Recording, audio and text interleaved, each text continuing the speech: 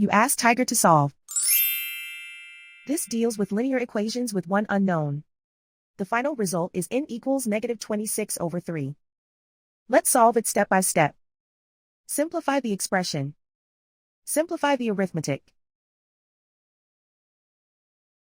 Group all constants on the right side of the equation. Add 52 to both sides. Simplify the arithmetic.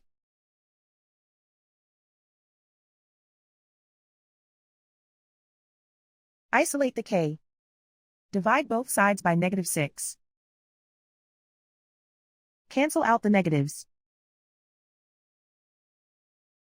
Simplify the fraction. Move the negative sign from the denominator to the numerator. Find the greatest common factor of the numerator and denominator. Factor out and cancel the greatest common factor. And so the final result is n equals -26/3.